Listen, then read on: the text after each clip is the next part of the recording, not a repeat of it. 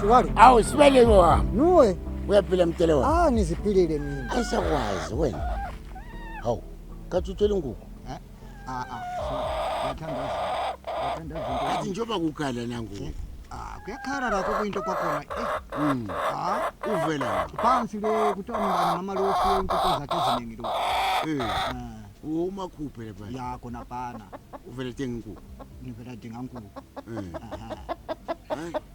Unjani usiluzeni baba? Siluzeni urai. Yebo. Awukona muzini wakhe lapha. Apha lapha ngaqeda kuyakha siwali. Soqeda. Ngaqeda.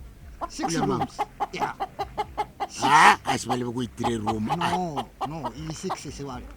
Ngakutshela ukuthi ma door frame nawalanda lapha woni realize khona. Altiko.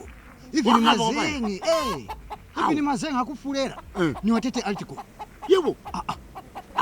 Soka tese sokusele ukuthi ngedinga fence. Ni fence le muzi wonke.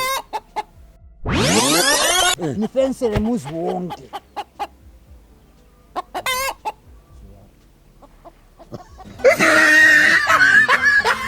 The Bluetooth device. Sibele. Wena uthenge inkukhu.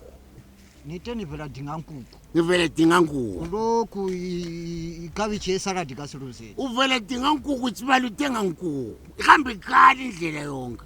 Ikhala? Hayi siwali. Akushekisi kodwa. Sibele. Weza ukuthi ungabuyi nengqondo zakho zemakhokho ke. Sewunithethisa. Sibele. Lapha thina we don't judge. We listen, we don't judge.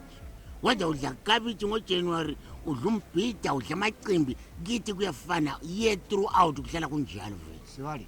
Bola ungazezi wena. Mina ngcono kulawe siwali. Mina ngcono sengilomuzi wami. Wena ke ulenqiwa. Nqiwa nakutshela kudala hamba Alticom la uyedinga mazengi. Ufulele lapha kodwa uyeshuleka. Sewungisheka khathesi. Akushekisi lo. Akushekisi. Vele uyaqala. Sibele ngiyakutshaya. Unitshaya? Ngiyakutshela senza kugodla ngutshaya. Siwale vele lokwangu kusasebenzi. Wena ngabhadala mali zangini zonke. Ngakubhadala ngela college sakho. Ichaya sibone.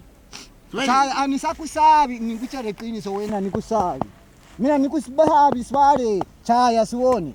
Nxa usithi ndamanga khangela. Nikusabi. Hayi. Ungalwe yini wena ke zitho wena? Yangidlelela wena. Uzondela ukuthi ngubhaqile. Unibhaqani. Hamba satani. Hawe msakani. Hey, no,